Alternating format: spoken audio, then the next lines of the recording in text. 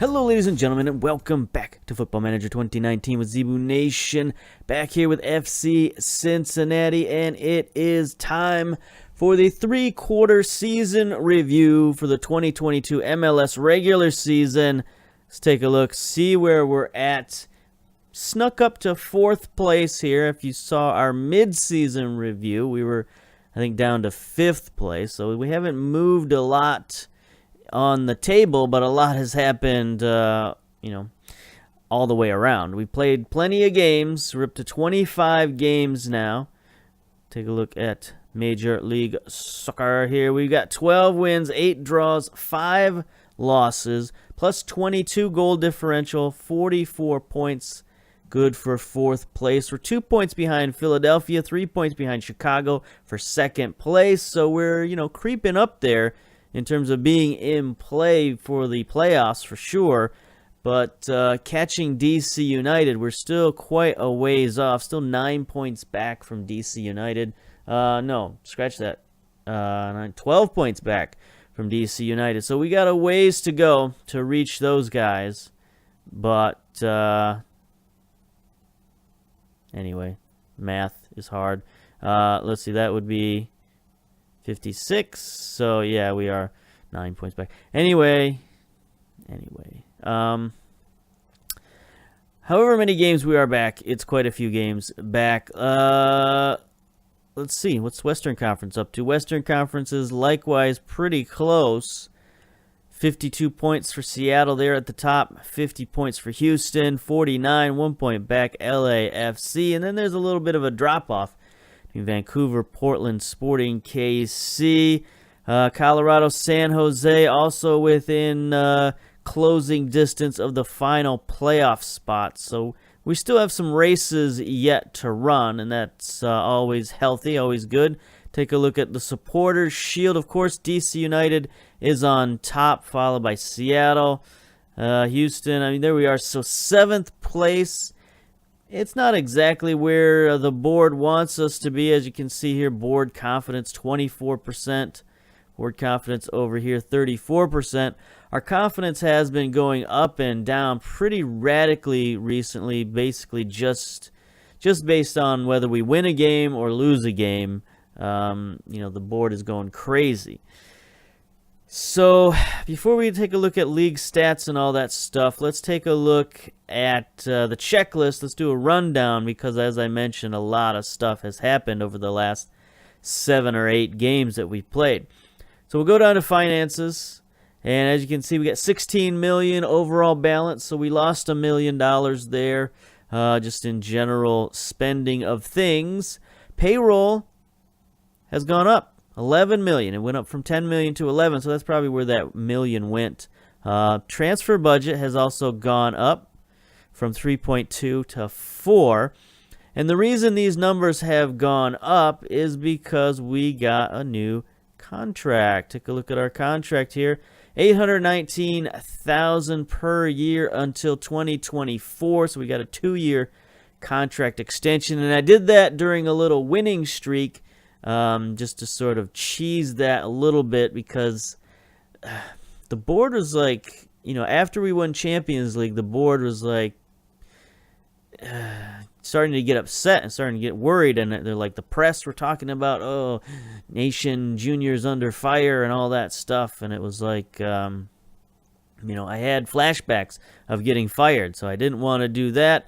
So I got the board to sign me a new contract. That's not to say we're invulnerable from getting fired, but in the year you signed a new contract, it's pretty rare to get fired. Not unheard of, but it would take a lot to get fired.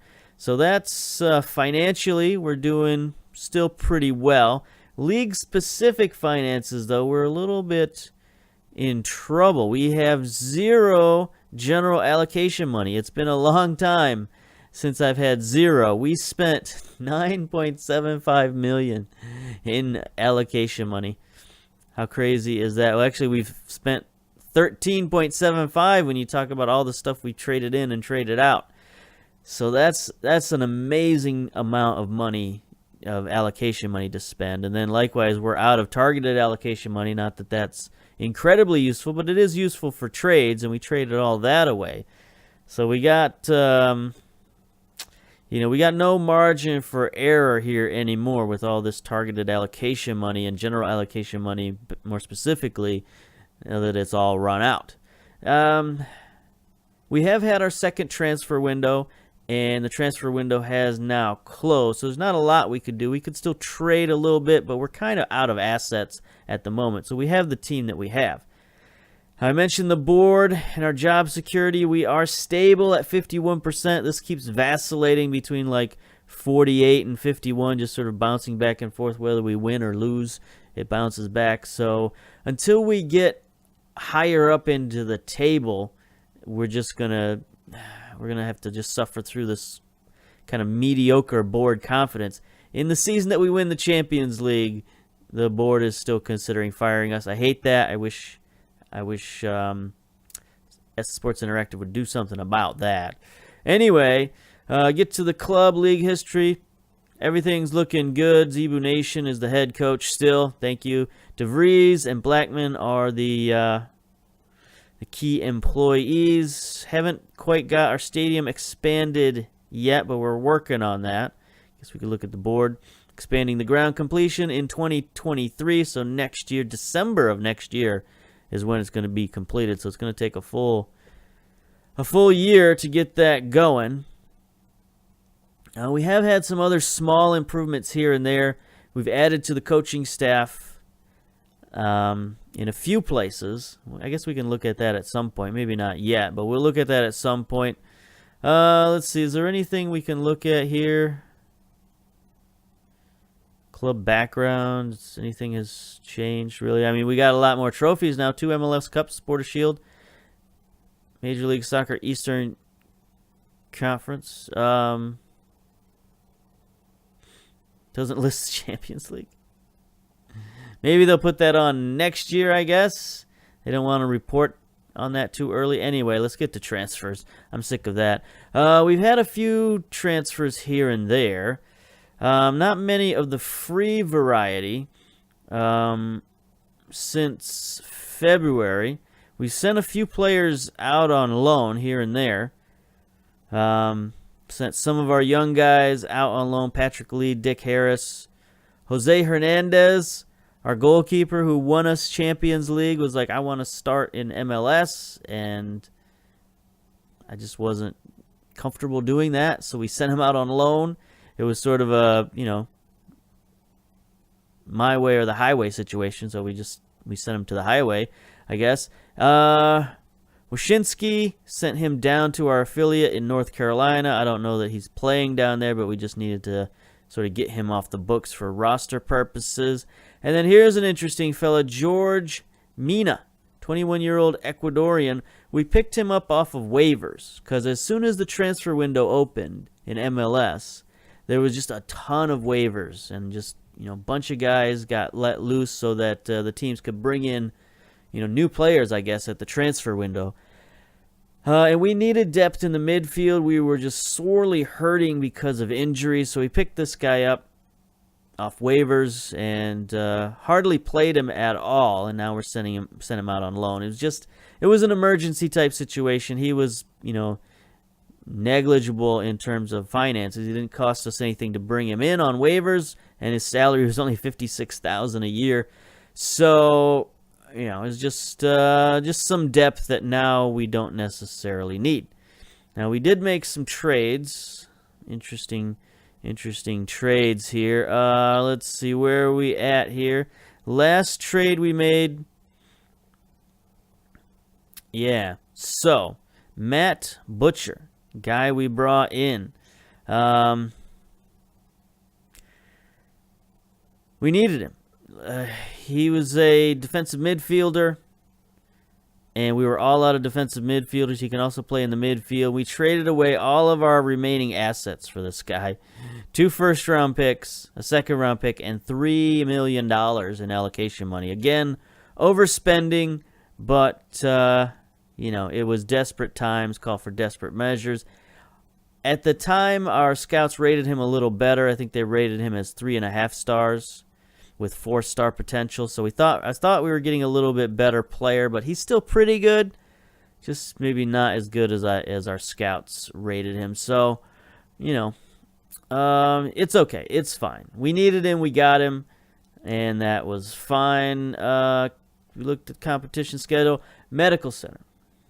We've had issues with the medical center. And first of all, you can look Matt Butcher, the guy we picked up, broke his toe. He's been on the disabled list for 6 games. So basically, it's that thing again where we pick up a guy, we pay a lot of money for him, and then he immediately gets injured and he's out for a month or 2 or 6 games, whatever. I mean, he's still out. He's got 1 day left before he starts rehabilitation. So he's been out for a long time with a broken toe. Ugh. Anyway, Justin Glad, our starting defender, is out. Look at these guys coming back. Acosta, Richie Salvador, Nuhu are all just coming back from injury. So our injury history has been quite a bear. Let's sort by date here. So you can see in the last 2 months, June, July, and the beginning of August, look at these injuries. Acosta, Carlton, Crispum, Miguel, Butcher. There's when he got injured in June. Fernando Arce Jr., Richie Salvador, Acosta again, Wadey, Miguel again, Carlton again, Glad. So it's been, not just anybody. It's been big players. And you look at the major injuries. Sonora, of course, tore his knee ligaments, out for 3 months. Richie Salvador out for 4 weeks. Butcher out for 7 weeks. Tuhu, 3 months. So these have been some pretty big injuries to a lot of star players. And despite all those injuries and all those setbacks, we'll go to the schedule. We had a pretty good run of form.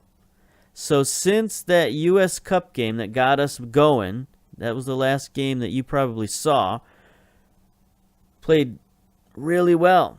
I mean, we lost in the 5th round of the U.S. Cup, but that's, in the grander scheme of things, that's fine. We didn't need another competition just clogging up our fixtures, honestly. But look at this. 3-0 Seattle, 1-0 Colorado, 4-0 FC Dallas. I mean, we killed these guys. Just, some really good games, some really good, just outstanding play. We can check out some of these goals. Akechi scored on penalties to get us going. Richie Salvador, Acosta, Przbilko all scored. So here's the penalty kick to get us going. Just sent the keeper to go in exactly the wrong direction. And, there's Butcher in. So this is before he got injured. Sent us to Richie Salvador, blasted in. Before Richie Salvador got injured as well. It's one of those situations where, no matter who went out, we were just able to bring somebody in and just keep the train rolling. So it's one of those things that's it's the frustration of this game on the one hand, but then also the beauty of this game on the other hand, because there's Przbilko scoring off the rebound. It's on the one hand, I'm frustrated with the game that we can't keep our players healthy. But then on the other hand, I feel like a genius because I'm able to continue winning regardless of who's in there. So then we beat Orlando City 2-1 on the road. A little bit of a step back versus DC United. But DC United has done some stuff recently that has made them one of the top teams in the league. So we can look at their transfer history, see what they've done, not trades, but transfers. So they picked up Keaton Parks and Ethan Horvath. Both of these guys are big-time American players. I mean, Horvath, look at this guy's valued at $4 million. Came over from Belgium. Yeah, came over from Belgium. $5 million. That's a big step up in goal for DC United. And then Keaton Parks, another big-time USA, valued at $5.5 million. Where'd he come from? SLB, Portugal. So he's not playing over in Portugal. I was going to say he was playing in Portugal, but not really. Played 18 games 2 years ago and then just played 4 games this season. So, that's a big move for him, a big move for DC United to get those 2 players. Now, they did lose Paul Areola to Leeds for $5.25 million. That's where they got some of that money to go out and get those players. But you lose Areola, bring in Parks and Horvath. I think that's a net positive for them. I mean, they already got Kiki, who's a very good player. So DC United looks like they could be, they're first, obviously, in the league. So they're going to be very tough to beat. We were able to salvage a draw versus them, which looks pretty good in hindsight, honestly. Then we came back with a 1-0 win over New England, 2-0 loss to Atlanta. That's when the board started saying some weird stuff. It was after we'd signed our new contract, so I didn't think they were going to do anything. But their opinion of me dipped to unsteady or unstable or whatever that phrase is. So I wasn't happy about that. But then we bounced back big time, 5-1 victory over Chicago. And in this game, we finally got our whole starting lineup back until the last day before the game. Acosta got tweaked an injury again, but we still had Crispum on the bench, so we were able to bring Crispum in. Let's watch the goals. And it just feels so good to have pretty much the starting lineup back. So here's De Vries getting it forward to Przybylko. All these names are very familiar to everyone. And then watch the centering pass. Perfect to Crispum. So, Acosta, Crispum, they're basically interchangeable. Here's Akechi sending one back post for Przybylko. He got the ball, but then Soniora, who's been out for so long, De Vries, they've got that connection. De Vries had to sort of make some magic there to make that go in, but he got it. And then here's Alashi out to Soniora again. We've missed this guy so much. Look at that. Cross, centering pass to Przybylko. And he gets on the board. Akechi now. Przybylko again playing the facilitator. And this is a substitution we made at halftime. There's Smith, our big-time draft pick. That's what you envision when you draft a guy like Smith with all that speed and talent, just having him flying through the open field. That's what you want. Here's De Vries now doing his thing, cutting forward. Przybylko getting his second goal. So we just destroyed Chicago, got everybody involved. They get one back here to make it 5-1, but at this point, I mean, that's, it's not great defending there, but we had to take one of our defenders out because he got injured. Who was it? Yeah, Richards had another little nagging injury there, so we had to substitute him out for Kobian, who's played well. He's a guy we've been trying to get in the lineup for a couple of seasons now, 24 years old, so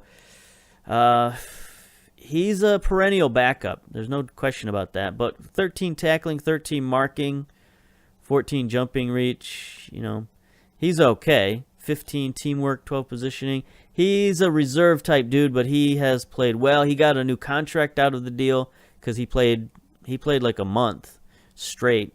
So we got him a new contract. But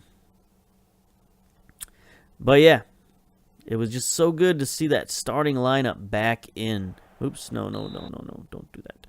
Okay, so is there anything else we need to look at? Schedule, competitions. We can look at stats real quick, I guess. Player stats.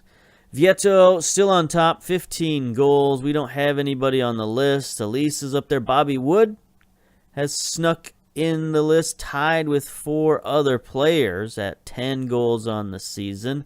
Most assists, Vladimir Weiss from Vancouver. Not familiar with this guy, 32 years old, 14 assists. There's Areola, Romeo, Svensson, Ibarra. So some interesting names up there. Ladero still holding on at 7 assists. Again, we don't have anybody on the list. Luke White and DeVries are both up there in terms of distance run. White has been in and out. Basically, when somebody gets injured, we plug White in there, and he runs all around the field. Sometimes he plays really well. Sometimes he plays not so well. But I guess that's what you get from a rookie. Most key tackles, we don't have anybody. Marlon from Seattle, 10 key tackles. Good for you.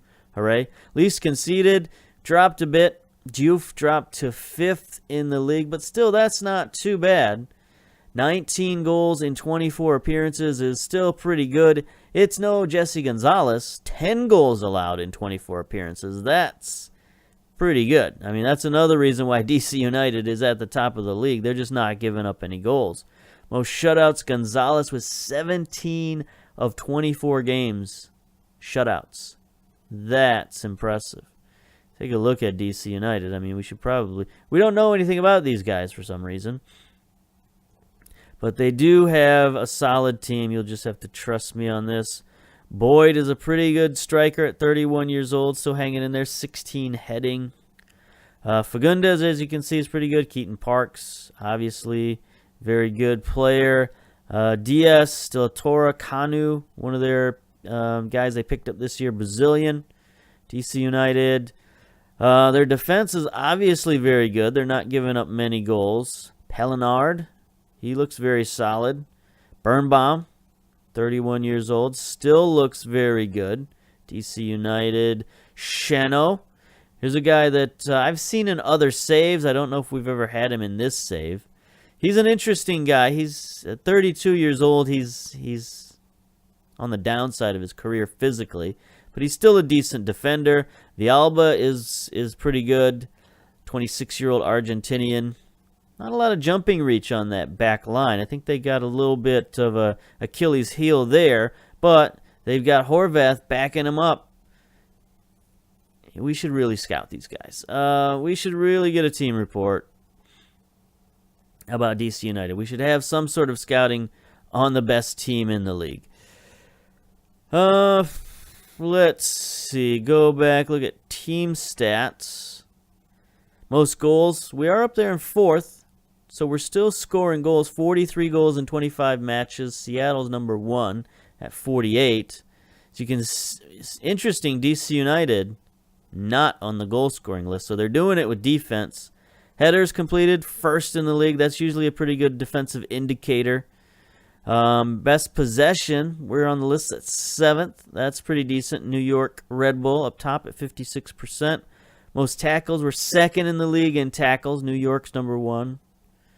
Again, no DC United. So they're doing things a different way defensively. They're just not allowing goals. However they're doing it, I don't know. But they've only allowed 11 goals in 26 matches. Is that possible? That seems impossible. And we scored 2 of those goals. So that's anyway. That's a lot of shutouts. That's 18 shutouts on the season. That is amazing. We've got 11 on the season, which is pretty good. Colorado, Chicago, Portland, also pretty good teams this season. Most fouls made.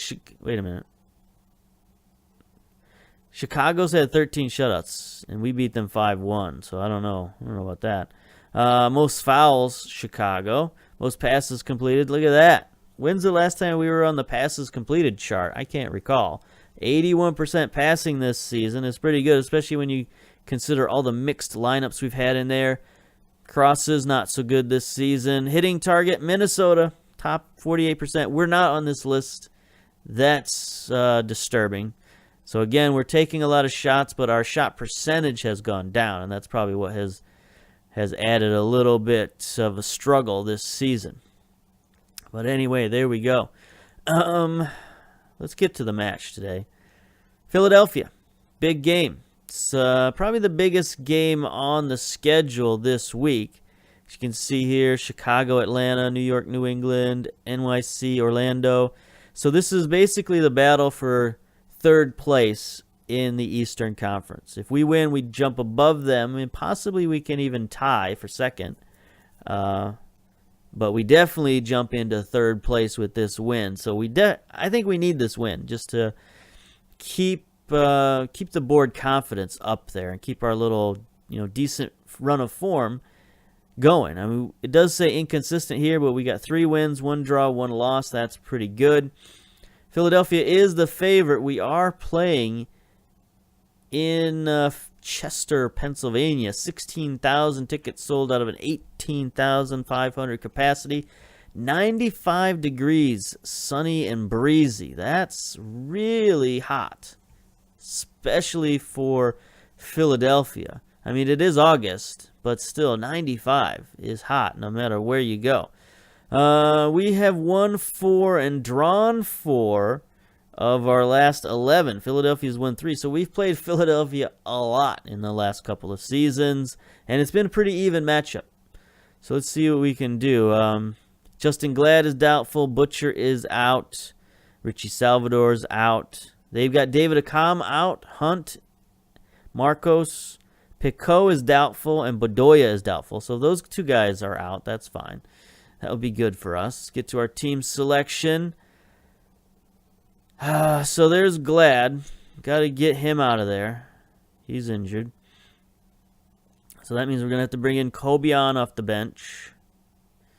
And we're going to have to put in Vargas onto the bench because he can play a little bit of central defender. He can also play a little bit of left back, so it's good to have that kind of versatility on the bench. We did send Patrick Lee out on loan just in case. I might bring him back, right before the transfer deadline or the roster deadline, just so I can have a fully fit guy on the bench. We might do that with a couple of guys. Might do that with Mina if he gets his playing time up there. Might do that with who's the other guy? Dick Harris. Might bring him back too, just so we have some extra guys on the bench who are fully fit.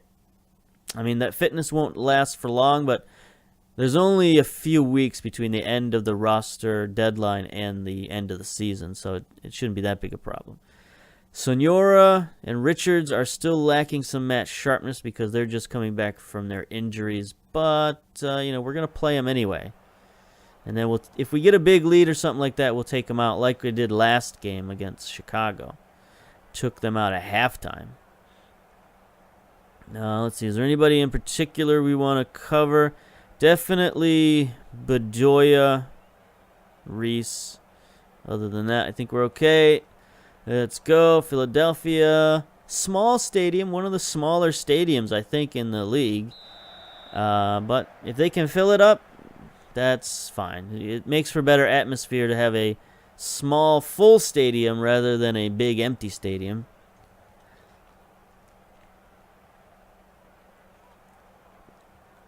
Silence is golden as I drink my Canada Dry. Got Italian League on the background here.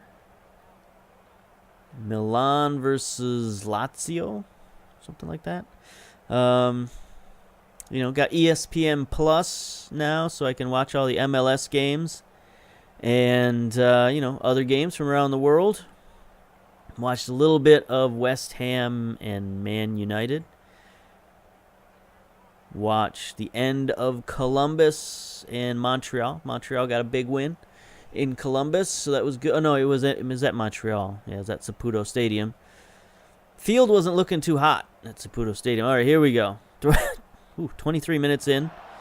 Stevenson with the throw-in. Deflects to Akechi. Lashy has it. Let's see if we can create something here. Create a goal. Got to get it out wide, I think, versus defense. Stevenson, Akechi. Philadelphia's playing some tight defense here, but we're working it around nicely. There we go. Crispum's open if he can make the turn, and he does. He gets to the spot. He shoots. McDermott is there, though. It's going to take more than that to beat is it Sean? Yep, Sean McDermott. Look at that, one-on-ones. Probably like 17 or 18. Reflexes probably 14. So he's a pretty good keeper. Aerial reach might be his Achilles heel.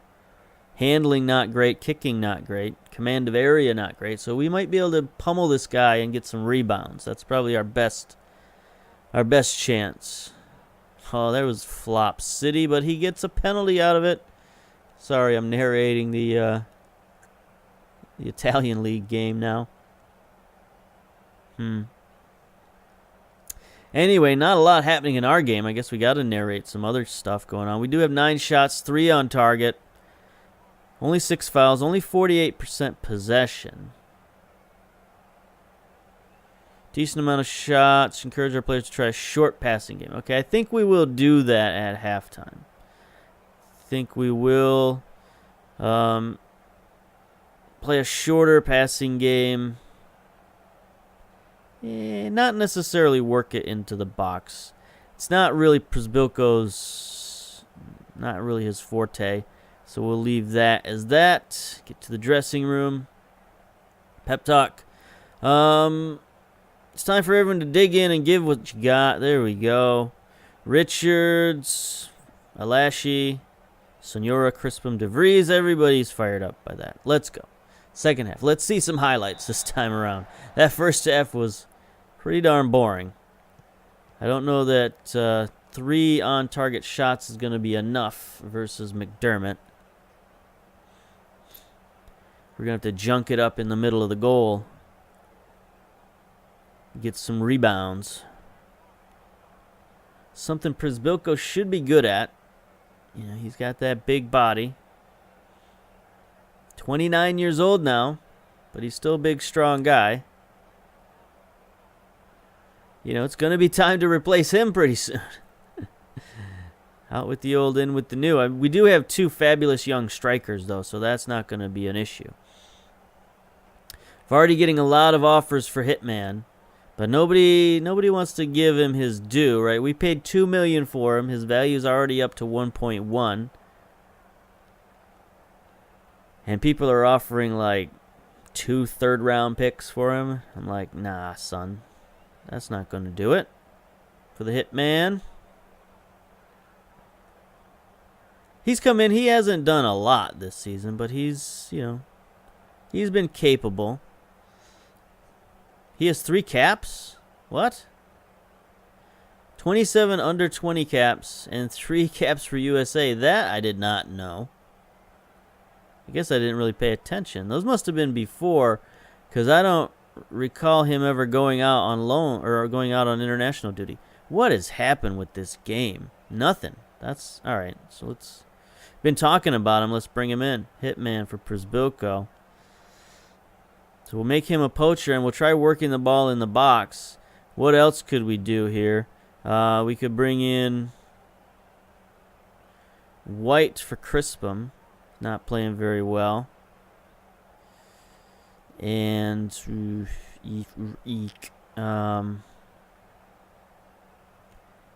Ketchy's tired. I think we can give him a break. So we'll move Alashi up to center mid, and then bring in Fernando Arce Jr. All right, so we're switching it up. 3 subs, bang, bang, bang. See if they can do anything. Stevenson got a yellow card. Here we go. Nope, here we don't go. This is just the final highlight. DeVries, Alashi. 25 seconds overdue. We're farting around with it. White, can he take a shot? No, not necessarily. I mean, he does take a shot, but it's deflected. Here we go. Blackman on the overlap. He gets it stolen. All right. Well, that was pretty much the worst game ever. No shots on target in the second half. That's god-awful. They had 20 fouls. Draw. Ugh. That was just terrible. Far from pleased. Get out of here. That was the worst game ever. That's why people don't like soccer. Games like that. So we got the Crew in 3 days. I don't think we need to show that game necessarily. What do we have on the schedule? And we only have, 9 games left? 1, 2, 3, 4, 5, 6, 7, 8, 9. We got 9 games left. Oh, we have the Champions Cup. That's for sure. So I guess we'll come back for that. Come back for Champions Cup, and then come back for these final 3 games and see what the league looks like at that point. And then we'll get on to the playoffs, because this season is really all about like the cup competitions and Champions League and all that stuff. So we're sort of cruising through the MLS regular season. So until next time, we'll see you later. Bye-bye.